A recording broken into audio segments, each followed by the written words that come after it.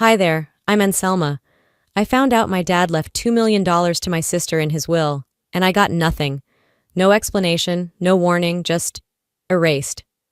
But the truth? That was just the beginning. They drained my bank accounts, used my name for loans, spread lies behind my back, and when I finally stood up for myself, they said I was the problem. It wasn't just a betrayal, it was a pattern, one that had been building quietly for years. What would you do if the people who raised you turned you into a stranger in your own story? Would you stay quiet, or would you fight back? Let's talk about it. The paper didn't even look important at first, just another envelope in a messy pile of tax forms, warranties, and junk mail. I'd come over to help my dad sort through it all, like I always did every October. It was a quiet Saturday afternoon in Fort Collins, the kind of day that makes the trees look like they're on fire with gold and rust. My parents' house, warm and cluttered with memories, smelled like old candles and cinnamon. Familiar, harmless. I wasn't expecting to be blindsided. While I was flipping through the stack, looking for property tax documents, I saw the title, Last Will and Testament. For a moment, I froze, because wills aren't something you just stumble across like takeout menus. I opened it without thinking, curiosity outweighing etiquette. It took 3 lines to stop my breath. Everything, every last dollar, every inch of the house, every piece of my parents' assets was going to Verlies. Not one word about me, not a single acknowledgement of the years I helped them pay that mortgage when Dad's back went out, or the groceries I delivered after Mom's surgery, or the late-night phone calls I answered, walking them through online banking. Nothing. I kept reading, thinking maybe I missed a page. There had to be a mention, some token of appreciation. But no, just a single generic sentence near the end. We leave this with equal love for both our daughters. Equal love? I felt like a damn fool. I set the will aside without reacting. Dad came back into the room a few minutes later, sipping from his mug, and asked, "Find the tax doc?" "Not yet," I said, smiling so tight it felt like my face might crack. It wasn't the moment to blow up. I needed to process this quietly first. And maybe part of me still hoped there was a reasonable explanation. A mistake. Something that would make sense when I wasn't sitting there with betrayal tangled around my ribs like barbed wire. But 2 days later, the second blow landed. My phone rang while I was reviewing a client's retirement plan at the office. It was Mom. "Hi, honey," she cooed. "Listen, we've hit a little snag this month. Would you be able to send us $1,500 just to cover the utility bills and a couple other things?" I hesitated for all of 2 seconds before saying, "Yeah, of course." I transferred the money during my lunch break. It wasn't unusual. They'd asked before and I always came through. But that night, while I was half watching a crime doc on Netflix and scrolling through Instagram, I saw Verlies' story. She was at La Mer, that overpriced spa up near Boulder. Robes, wine, massage oils, soft lighting, and the caption, "Self-care is the best care pre-holiday reset." My stomach turned. I tapped through more photos. Sushi, champagne, candles. So that's where the utility bills went. At first, I told myself I must be wrong. Coincidence, timing. But I knew better. I knew what this was. They weren't just ignoring me, they were using me. I didn't say anything. Not yet. Instead, I sat with it. I sat with the weight of what I now understood. That I was the reliable one, the useful one, not the loved one. That night I drove home in silence. The sky was already dark by 6, and the cold was starting to bite through my coat. Inside my apartment, I poured myself a glass of wine and curled up on the couch. Across from me, on the bookshelf, was a photo of me and Verlies as kids, matching dresses, arms around each other. The glass frame had a tiny crack in the top corner. I'd meant to fix it. Now I just stared at it, and for the first time, I let myself feel it. This wasn't about money. It never was. This was about being erased. It had been 3 days since I read the will, since the spa photos, since the reality hit like a slap in the face. I hadn't said anything to anyone, not a single word to my parents, not even to Verlies. I went to work. I smiled at clients. I returned emails. I even laughed when my coworker Trina made some joke about her chaotic Thanksgiving plans. But every laugh, every smile, every nod, it was all muscle memory. Inside, I was unraveling in silence. It was a rainy Wednesday evening when my father called. I was sitting on the edge of my bed, still in my work clothes, nursing a cup of lukewarm tea I'd forgotten about. The window beside me blurred with soft droplets, and the light in my room was dim, muted, like the rest of me. "Hi, Dad," I answered, my voice more flat than I intended. He didn't ask how I was. No chit-chat. He got right to it. "About what you saw last weekend." His voice was too even, too rehearsed. "It's more complicated than you think." I didn't respond. I waited. "Your mother and we thought it was best. Verlies, she's had a harder time. You've always been strong. Independent?" There it was, the narrative, the same old script. "You're stable," he continued. "She's not. You don't need it like she does." I pressed the phone tighter against my ear. My jaw locked so hard it hurt. I closed my eyes and felt a thud behind them, the ache of restraint. "That's your justification?" I asked, voice calm, too calm. "It's not about love, Anselma. You know we love you." I almost laughed, but it would have come out wrong, too bitter, too broken. "We're done here," I said softly, and hung up. I didn't cry, I didn't throw the phone. I just sat there letting the words settle in like wet cement. Not needed. Not deserving. Not included. I'd been demoted from daughter to utility. Reliable, silent, and ultimately replaceable. Later that night, I pulled out an old shoebox from my closet. Inside were scrapbooks and birthday cards, old letters, silly notes from middle school. I flipped through the pages slowly, my fingers tracing the edges of memories that now felt artificial. One photo stood out. Verlies crying after losing a 6th grade spelling bee. I remembered that day. I'd placed second. Dad had told me to let her win, just this once. She was sensitive, and I was mature enough to understand. I had nodded. I always nodded. In high school, I got into the state honors program. At the celebration dinner, all the attention went to Verlies getting a C+ in Algebra 2. "She worked so hard," Mom gushed. No one even mentioned my name. And still, I believed I was lucky to be seen as the strong one. I wore that label like a medal, thinking it meant they respected me. Turns out it meant they felt they could take me for granted. The next evening, just as I was making dinner, my phone buzzed with a call from Claire, my cousin. She rarely called. We mostly exchanged birthday texts and heart reacts on Facebook posts. I answered with polite curiosity. "Hey," she said hesitantly. "I was just checking in. Heard things got weird at your parents' house." "Weird?" I asked, trying to keep my tone neutral. "Yeah, well, my mom mentioned something about the will. I didn't want to pry, but Uncle Cadrian always used to say you were doing fine on your own. That Verlisa needed more help." I paused, spatula still in hand. "So he's been saying that for a while, huh?" Claire exhaled slowly. "Honestly? Yeah, I think they meant well, but—" There was no but that would fix it. They hadn't forgotten me. They'd deliberately chosen not to include me. They weren't confused. They weren't misguided. They agreed. I finished cooking, plated the pasta, and left it on the counter. I didn't eat. I wasn't hungry anymore. That night, I stood in front of the gallery wall in my hallway, the one with a dozen framed photos of family vacations, birthdays, holidays. I stared at the picture of my parents and me at Niagara Falls. Then I took it down. One by one, I removed every photo that had their faces in it. I didn't burn them. I didn't shred them. I just put them in a box and slid it under my bed. I wanted space. I wanted air. I wanted something that didn't echo their voices every time I looked at it. I picked up my journal. The pages smelled faintly of lavender from a sachet I tucked between them months ago.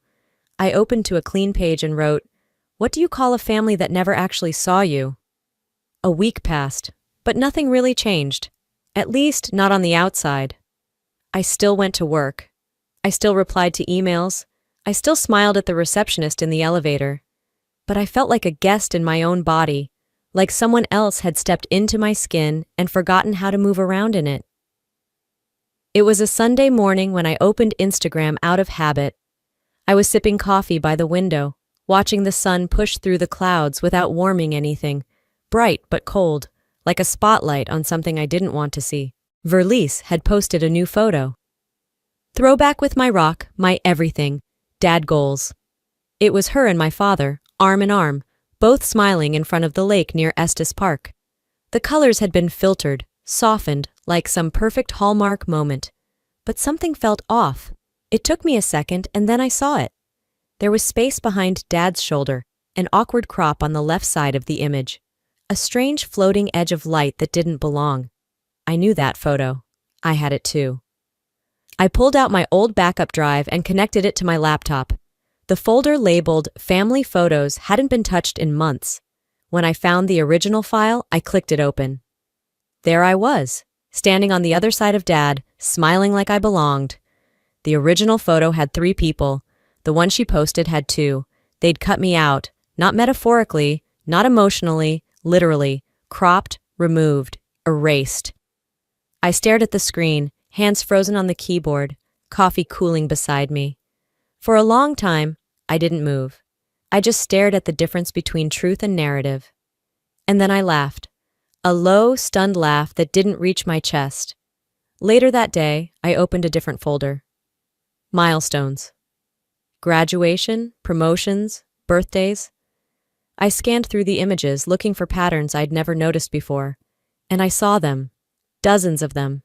Photos where I stood just out of frame, where eyes looked past me, where conversations swirled around me like I was decoration, not blood. I remembered my college graduation, how I'd won a full ride to an Ivy League, and how at the family dinner, all anyone talked about was Verlice landing her first job interview. Not the job, the interview. "You're the strong one," Mom had said that night. "You don't need the spotlight. You shine on your own." At the time it felt like love. Now it sounded like dismissal. Like she was saying, "Don't expect anything. You already give too much." I opened a drawer and found one of the photo albums from when we were kids. Inside, a picture of the 4 of us at the Grand Canyon. Everyone smiling. But now I noticed, Dad's arm was around Verlice, not me. Mom's hand rested on her shoulder. I stood next to them, smiling just the same, but not touched, not claimed. Maybe it had always been this way. Maybe I just didn't want to see it. By late afternoon, the sun had dipped lower behind the apartment buildings, and I sat at my desk, flipping through those photos over and over, looking for something I'd missed, hoping for one image where I felt chosen. I didn't find one. Instead, I opened my email, not to send anything, just to type. Subject: when you erased me. I stared at the blinking cursor for several minutes before I started writing. I didn't know if I'd ever send it. That didn't matter. I just needed the words to exist somewhere outside my body, because now I knew they weren't just choosing her. They were rewriting a family without me in it. Wednesday came with drizzle and bone-deep cold. I wrapped my scarf tighter as I walked through the parking structure and into my office building. Our floor smelled like burnt coffee and fluorescent lights. I liked the routine here.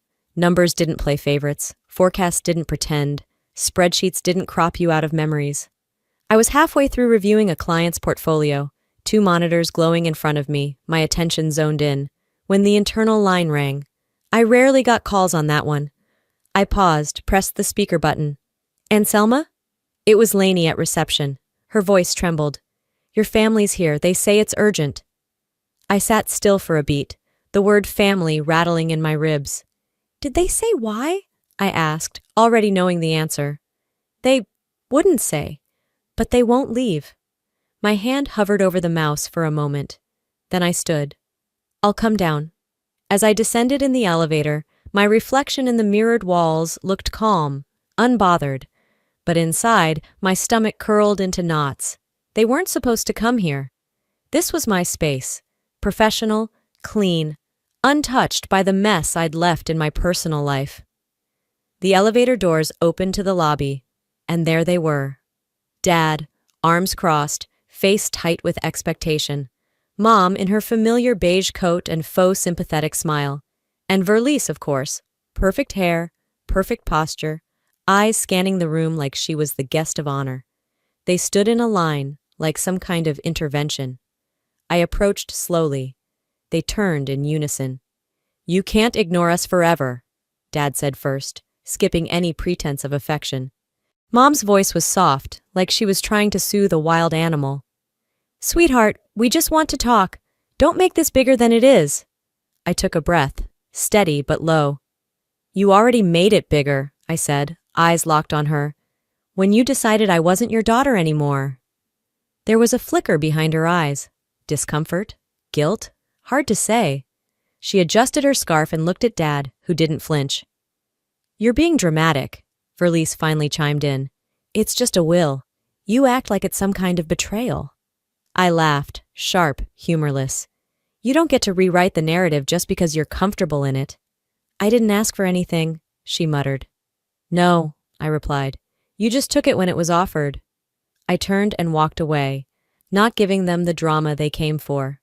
Back at my desk, I closed the blinds, sat down, and tried to pretend it was just another afternoon. I managed maybe 10 minutes of focus before the alert pinged on my phone. "Your account ending in **38 has been debited $2,500. My breath caught. I opened the banking app, heart racing. The transaction came from the joint account I had set up for Mom years ago, back when she struggled to manage her medical bills. I'd forgotten it even existed. I scrolled. It was a wire transfer to an upscale event venue. I called the bank immediately. The customer service rep was kind, but the response was clinical. "Unfortunately, since she's a legal co-holder, the transaction is authorized." I hung up slowly, my hands cold despite the heat in the room. That money wasn't just stolen, it was assumed. Taken like it still belonged to them. They'd shown up in my workplace, demanded a conversation, and then, behind my back, reached into my pocket. I opened the group chat we hadn't used in half a year. Their names stared back at me in the top bar: Kadrian, Sorrel, Verlies. I typed slowly, deliberately. "This is the last time you take anything from me without my consent," and I hit send. 2 days later, I was in the kitchen making tea when my phone rang. Unknown number, local area code, but not familiar. I almost didn't answer, assuming it was spam, but something made me pick up. "Hello? Is this Anselma Elmore?" "Yes, speaking." "This is Samantha from Equifax Fraud and Identity Services. We're calling to verify a recent co-signature on a personal line of credit, $12,000, issued last week under your name." The words barely registered at first. Then they hit. "I didn't co-sign anything," I said. A brief pause, followed by quiet typing on the other end. "The application listed your full name and an older residential address. The secondary signer is Sorrel Elmore." My grip tightened on the counter. Steam rose steadily from the kettle behind me. "That's my mother." "I see," she replied, her tone shifting. "So you're not authorizing this transaction?" "No, absolutely not. That's identity fraud." "We'll open an investigation and email you the formal dispute documents," she said. "But please note, because the signer is a known relative and may have had access to previous records, this could be a lengthy process." "Understood," I muttered, already feeling the ground tilt beneath me. I ended the call and just sat down, staring at nothing. 5 full minutes passed before I could even move. The betrayal didn't just sting, it stunned. She hadn't just stepped over a line, she'd crushed it. No text this time, no carefully worded message. I called her. My hands were shaking slightly as the phone rang. She picked up on the 3rd ring. Her voice was soft, light, like she'd been waiting for me. "Sweetheart," she said, like nothing had happened. "I thought you might call." "You used my name to apply for a loan," I said evenly. "You didn't just cross a line. You buried it." She sighed, but didn't deny it. "We needed it. Things are tight right now, and you wouldn't have said yes." "No, I wouldn't have," I snapped, "because it's my name, my credit, my identity. You forged it." "It's not forgery, it's family. Families help each other." "No, families ask, families respect, they don't steal." And I hung up. I didn't yell, didn't cry. I just sat there alone in my kitchen, letting the silence harden around me. If I'd had any illusions left, they ended there. An hour later, my phone lit up again. A text from Verlies. "You're seriously doing all this over a will? Grow up." Then a group message from Mom. "We've done so much for you. This is how you repay us?" No message from Dad, just a reaction on her text. Of course, no guilt, no shame, just deflection. They weren't hiding anymore. They saw themselves as victims. I was the villain for pushing back, for setting limits, for finally saying no. I didn't answer. Instead, I opened Facebook. My page had been quiet for years. Some old work photos, the occasional birthday post, a few likes here and there. But that night, I wrote something real. No accusations, no drama, just facts. For years I gave to my family. I paid for things, kept quiet, and told myself it was love. I ignored the imbalance. I convinced myself that loyalty meant silence. Recently, I found out I was removed from the family will, without discussion or explanation, just gone. Then I discovered a loan taken out in my name, without my permission, co-signed by someone I trusted. I've stayed quiet long enough. They haven't. So here's where I stand. I wasn't just written out of the will, I was written out of the family long before. And I hit post. No name-calling, no revenge, just truth. I didn't check for likes, didn't scroll to see who saw it. That wasn't the point. The point was, I had spoken. Let the truth breathe. Let it live where silence used to be. I was at work early that day.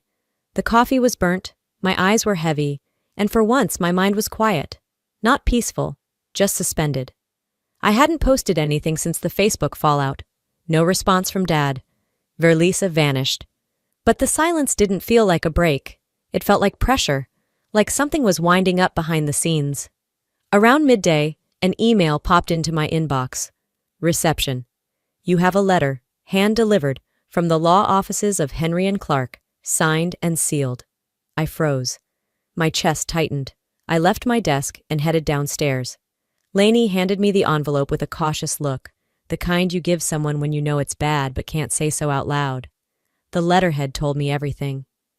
Back at my desk, I sat down, stared at the thick envelope for a second, then opened it. 3 pages. Heavy, glossy paper. The tone was cold, precise. You are being formally warned against sharing private family information with malicious intent on public platforms. The client? Sorrel Elmore, my mother. I read that line again. She hadn't called, hadn't written. No apology, no explanation, just lawyers. Threats, paper over pain. She wasn't trying to speak to me. She wanted to silence me. They weren't negotiating. They were drawing a line. I read the entire thing, slowly, twice. I didn't flinch. I just pulled out the office scanner, fed in the pages, and saved the files in a folder labeled Defense. No reply, no panic, just evidence. That night, I sat by the window with a glass of water. Snow was falling hard now, dancing under the orange glow of the street lamps. The city felt distant, wrapped in hush. I was drained, but sharp. The fog was gone. Then my phone lit up. A message from Nina, an old college friend I hadn't spoken to in months. Hey, did you actually say those things about your mom on that call? My stomach dropped. What call? I texted back. She replied with an audio file. I hesitated, then hit play. My voice, but wrong, off. Clipped sentences, choppy edits. The rhythm was weird, the tone mismatched. A manipulative liar who doesn't deserve the title of mother. I never said that, ever. The call was a Frankenstein version of something real. Our last conversation. Chopped up and rearranged. It was me, but not me. Someone had stitched together a character assassination. I messaged her back immediately. That's fake, badly edited. I have the full call saved, start to finish. Nina didn't answer right away.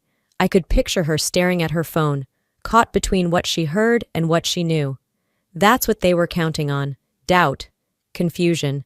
They didn't need to prove I was a liar. Just enough to make me look unstable. I pulled up the files.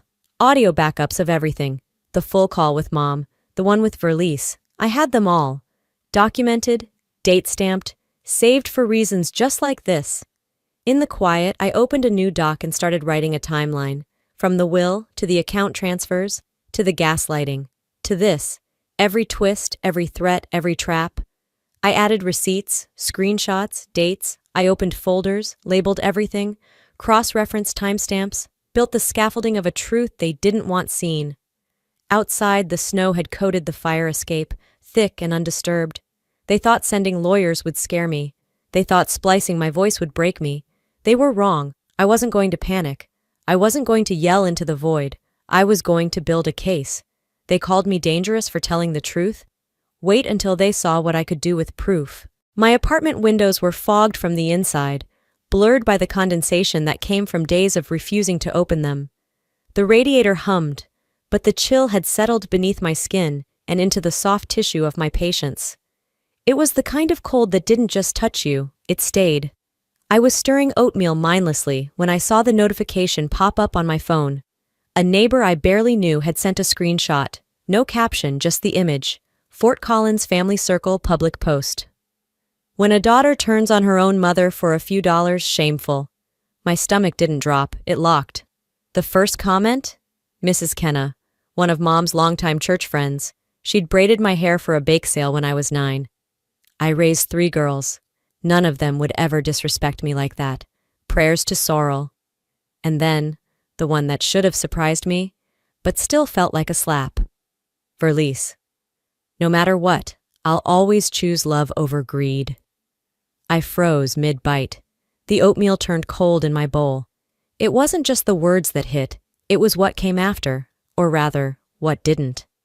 The people who had quietly liked my Facebook post 2 weeks ago, the ones who'd messaged me in private, who said they understood, none of them showed up now.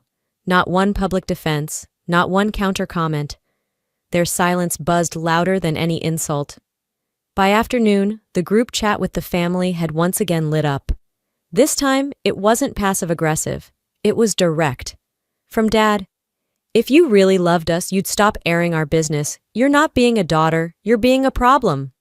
A problem, like I was mold on a wall, a leak under the sink, an inconvenience to be patched over and repainted. I didn't cry. I didn't curse. I let out a laugh, dry, hollow, as if it came from somewhere else in the room and not my own body. And then I reached for my journal, the one I hadn't touched in 3 days, and wrote the clearest line I'd ever penned. I wasn't being a daughter, I was being a donor, not family, just function. That evening, as I was organizing receipts, Claire called. Her voice was hushed, like she wasn't supposed to be making the call, like the truth itself needed to be whispered. "And Selma, I need to tell you something. I should have said it earlier." I sat on the edge of my bed, the phone pressed to my ear like it might burn. "Your mom knew about the will, from the beginning. She told the family it was for the best, that you wouldn't understand." The room fell quiet. Even my heartbeat seemed to step aside. "She told everyone not to bring it up with you, said it would only cause trouble." I didn't ask for proof. I didn't doubt her. I didn't need to. Because I'd always suspected that Mom stood in the hallway between betrayal and protection, that she might have been manipulated. But this? She wasn't caught in the crossfire. She was holding the rifle. I thanked Claire. I don't remember the tone of my voice, but I do remember hanging up and sitting there, still, my hands folded in my lap like I was waiting for something, judgment perhaps, or maybe the sudden weightlessness that comes when a foundation completely collapses. But no such freedom arrived. Later that week, on my way home from work, I stopped by the Safeway to pick up a few things. The air outside was sharp with wind, snowflakes dancing sideways under the parking lot lights. That's when I saw her, Verlice, standing next to the flower stand, holding her phone like it was an award. She glanced up, saw me, and smirked. "So," she said, brushing snow from her shoulder, "how's your little pity parade going?" There was no audience here, no church members, no family friends, just her, just me. She waited for me to snap, to defend, to make a scene. But I didn't. I stepped closer, met her eyes, and said calmly, "You may have their will, but I have their truth, and I'm about to make it public." Her smirk wavered, just a twitch, but enough for me. I walked inside without another glance. She didn't follow. I picked up a carton of milk, paid in cash, and stepped back into the cold. The wind stung my cheeks, but I didn't flinch. They had tried to bury me. But they'd forgotten something important. I'd grown roots in concrete. 2 mornings after seeing Verlice outside Safeway, I woke up before sunrise. The sky outside my bedroom window was a soft, indifferent gray. Still, the cold felt different that day. Less numbing, more clarifying, like something in the air had shifted. Or maybe it was just me. At 7:12 a.m., while sipping from my chipped ceramic mug, the one I kept out of stubbornness, I saw the email notification on my phone. Subject: about the Elmore estate. It was from Thorne, not some anonymous attorney. Thorne had been with our family for years. He knew our birthdays, our messes, our milestones. He'd drafted the first version of my dad's will. Now he was writing to me, not as a family friend, but as a lawyer with concerns. And Selma, the message read, I have reason to believe the second version of your father's will contains significant discrepancies. Please review the attached documents at your earliest convenience. We need to speak. I opened the file, side-by-side scans. One dated a few months before Dad's health went downhill. My name clearly listed. A third split marked for a local animal shelter. Verlies still got the bulk, but I was there. Then the second document, recent, abrupt, and cold. Verlies's name stood alone. I didn't need to squint to catch the differences. The signature flowed differently. The ink was newer. The notarization stamp lacked its usual county watermark. And the date? It was the same weekend Dad was hospitalized with pneumonia and hallucinating. He couldn't even hold a spoon then, let alone a pen. I stared at the screen, then hit forward to my own attorney. No emotion, just action. Later that afternoon, I met Thorne at his office. A modest building downtown, all warm wood and old brass. He offered coffee. I declined. I can't officially advise you unless retained, he said. But off the record, this smells like coercion, or at the very least, a misrepresentation. Also, assigning full estate rights to one party without the spouse's co-signature violates Colorado joint property statutes. I folded my hands in my lap.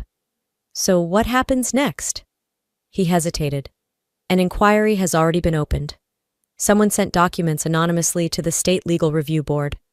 I assume it wasn't you. I didn't answer, because it didn't matter who'd opened the door. The truth has a way of walking in, uninvited, once there's a crack. That night, I lit one candle and sat at my desk. I didn't write a long post. No hashtags, no callouts, no fire, just a sentence. When they tried to erase me from paper, I wrote myself back in ink. I didn't tag anyone. I didn't enable comments. 3 hours later, my phone buzzed. A message from Verlies. This is getting out of hand. Take it down. You're humiliating us. I read it once, then again, and then I placed the phone screen down on the table and kept the candle lit. I didn't feel the urge to reply. For the first time, their discomfort wasn't my responsibility. Their silence wasn't suffocating me. It was shielding them from the weight of everything I finally had the power to say. Because here's the thing no one tells you, silence isn't always weakness. Sometimes it's the final word. Closure isn't always a door slammed. Sometimes it's just you walking away. 3 weeks passed. The snow that once muffled the sidewalks had receded into slush, and even that had dried now, leaving behind faint salt stains on the curbs. The mornings no longer bit at my fingers. Instead, they brushed past them, offering something softer, like the world was thawing alongside me. I hadn't followed the court proceedings, not in real time, not with popcorn or commentary. I didn't need to sit through transcripts or refresh court dockets. I got a summary from Thorne, concise, professional, devoid of sentiment. Kadrian Elmore has been summoned for further inquiry regarding estate irregularities. Sorrel Elmore declined to offer a statement. No apology, no confession, no grand unraveling, just silence, which, oddly enough, felt louder than words. There's a kind of peace that comes when the noise finally dies down, even if it's just from people giving up the act. That morning, instead of diving into social feeds or the endless scroll of takes and hashtags, I grabbed my coat and walked 2 blocks to a small corner cafe I hadn't stepped into in years. The bell above the door still jingled like a memory. The owner, Marta, still wore her hair in that loose silver bun. She blinked, then lit up. "And Selma?" she said. "Where have you been hiding, girl?" I smiled. "Busy rediscovering air." She chuckled and poured me a black coffee without asking. "It's on the house," she said. "You always tip too much." I took my mug to a seat by the window and watched people drift by. Bundled couples, grocery bags, toddlers in puffer jackets. Life didn't wait for the dust to settle. It just kept moving. Maybe I could too. I opened my laptop, not to work, not to scroll, but to write. For the first time in a long time, I logged into my old blog, a relic from college days when I still believed my words might echo somewhere. I titled the post, "Some Truths Don't Need an Audience, Just Air to Breathe." And I wrote. I wrote about grief that doesn't come from death, about losing people who still breathe the same air but feel galaxies away, about how silence from the people you love can feel worse than shouting from strangers. I didn't name them, didn't point fingers or rehash old wounds. It wasn't about vengeance anymore. It was about breath. My own. How I learned to exhale without waiting for someone else's approval. That afternoon, back at the office, I was organizing files when the front desk buzzed. "There's someone here to see you," my assistant said. "She didn't have an appointment." It was Mrs. Delaney. I hadn't seen her in years. Wrinkles had deepened around her eyes, but her posture was upright, determined. "You probably don't remember me," she said, her voice kind but weathered. "You helped me save my home. I never forgot." I did remember. A mess of paperwork, a last-minute refinance, a handwritten thank you card. But I hadn't expected her to walk in years later just to say this. "Thank you," she said again, "for being steady, for not letting me give up." She left after 10 minutes. Nothing dramatic. But when the door shut behind her, I felt something unfamiliar flood my chest. Not pride, not validation, just peace. That night, I got home to find a small cream envelope in my mailbox. No return address. My name was written in soft blue ink, careful cursive. Inside, one line. "You didn't deserve any of it. I'm sorry. Claire." No explanation, no defense, just those words. I didn't text her, didn't forward it to anyone. I folded the note and slid it into the back of my journal. Not to forgive, not to forget, just to witness it. Because sometimes acknowledgement matters more than apology. Later, I lit a candle and turned off every device I owned. No background noise, no screen glare, just me. I opened my journal and wrote one final entry. "I am not the forgotten daughter. I am the one who remembered myself." I closed the book slowly. The apartment was still. But for the first time, it wasn't empty. Because I wasn't either. I stood by the window, watching the city breathe in quiet pulses of light. My reflection stared back, tired, but whole. I wasn't waiting for anyone to show up for me anymore. I had. And that was enough. When your family tries to define your worth by how much you give, how quiet you stay, or how little you ask for, walk away with your dignity intact. The silence you once thought was strength might have just been fear dressed as loyalty. And when you finally speak, when you finally reclaim your voice, they won't know what to do with the sound. I didn't get justice in the way I first imagined. There was no dramatic apology, no overnight healing. But I got something better. Clarity, freedom, and self-respect. And sometimes that's enough. Sometimes that's everything. Peace doesn't always arrive with closure. It often comes from choosing yourself even when no one else does. If you've ever been overlooked, underestimated, or made to feel like your existence was inconvenient, know this. You're not alone and you're not invisible. Not here. Not in this space. Now I want to hear from you. Have you ever been pushed aside by the people you trusted most? Did you stay silent or did you finally speak up? Share your thoughts in the comments. If this story touched you, drop a 1 in the chat or tell me where you're watching from. I read every single one. And if this video didn't resonate, I'd still love to hear why. What would you have done differently? What does healing look like to you? Don't forget to hit that subscribe button if you want more real stories that don't sugarcoat family, identity, or healing.